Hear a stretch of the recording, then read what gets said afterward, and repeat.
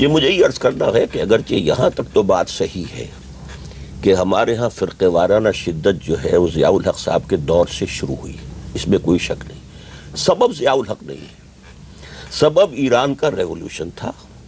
جس سے میں پہلے بھی عرض کر چکا ہوں کہ ایک طرف خطرہ ہوا سارے عرب ممالک کو، بادشاہتوں کو، اور اس کو کہ یہ ایک عوامی رو آ کر جو ہے بہا کے لے جائے گی۔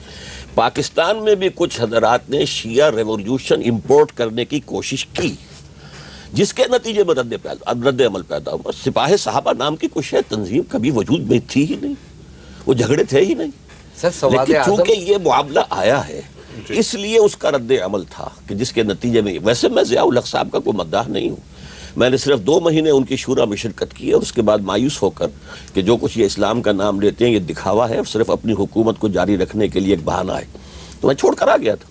لیکن یہ کہ اس ایشو پہ میں کہوں گا کہ اصل تاریخی حقیقت کو سامنے رکھیں، the basic cause is the revolution of Iran and the attempt to import it into Pakistan کو ایک طرف رکھ دیں۔ پاکستان کے حوالے سے ڈاکٹر صاحب نے جیسا فرمایا کہ انقلاب ایران جو ہے، انقلاب ایران کے بعد یہ چیزیں شروع ہوئیں، اس میں ایک چیز کا ہم اور اضافہ کرنا چاہیں گے،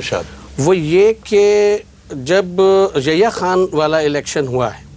اس وقت یہ نتیجہ سامنے آیا اور اس بات کو واضح طور پہ سمجھا گیا کہ شیعہ اس ملک کی ایک کافی بڑی آبادی ہیں اور اگر کسی پارٹی کو وہ سپورٹ کریں گے تو وہ جیت جائے گی، اور جب بھٹو صاحب کے لیے یہ سمجھا گیا کہ وہ شیعوں کی سپورٹ سے آئے ہیں۔ اس نے ایک بہت بڑا، اس نظریے نے ایک بہت بڑے فیکٹر کو جنم دیا، وہ یہ کہ ان کی پولیٹیکل پاور جو ہے اس کو توڑا جائے۔ انقلاب ایران کے بعد جو یہاں شیعہ پاکستان میں شیعہ سیاسی پارٹیاں بنی، اس نے ایک شعور کو پیدا کیا اہل تسنن میں کہ شیعہ ایک پولیٹیکل آئیڈینٹی کے طور کے اوپر اپنے کو منوانا چاہتے ہیں، اور اس منوانے کے ان کی پولیٹیکل حیثیت جو ہے اس کو ایسا گورننگ نہ رہنے دیا جائے کہ وہ جس اس کو سپورٹ کریں وہ پارٹی جیتے۔ ان پارٹیز نے جو شیعہ پولیٹیکل پارٹیز بنی، انہوں نے مین اسٹریم سے اہل تشیع کو نکال کے ایک پولیٹیکل آئیڈینٹی کی طرف لے کے گئے، اور اب یہاں وہ بنیادی طور کے اوپر ہمارے ملک میں جو کلچرل اور سوشولوجیکل پرسپیکٹو میں ہم دیکھتے ہیں، یہ مین تھریٹ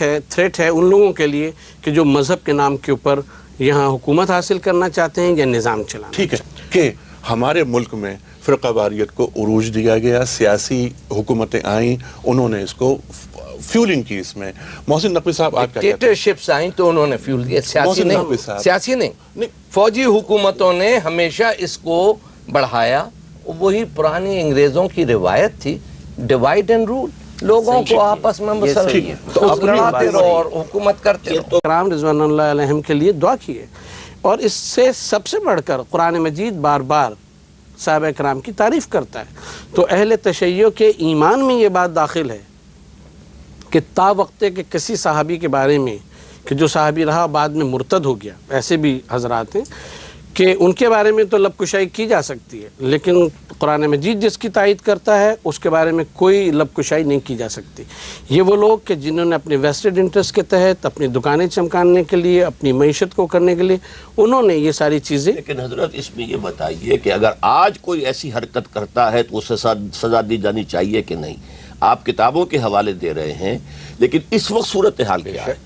اگر وہاں پر سب و شتم بھی ہوتا ہو اور حضرت عائشہ کے لیے، تو اس کے اوپر کچھ سزا ہونی چاہیے کہ نہیں؟ اس کے لیے باقاعدہ قانون بننا چاہیے، نہ صرف اہل بیت اور صحابہ کے لیے بلکہ یہ کہ جو بھی اکابرین دین ہیں۔ جہاں تک ڈاکٹر صاحب نے یہ فرمایا کہ خلفائے ثلاثہ اور ان کو برحق ماننا، خلافت راشدہ کو برحق ماننا، مسئلہ یہ ہے کہ کوئی بھی، یہ دیکھیں ہمارے وہاں کے اصطلاحات ہیں ڈی فیکٹو اور ڈی جور کی،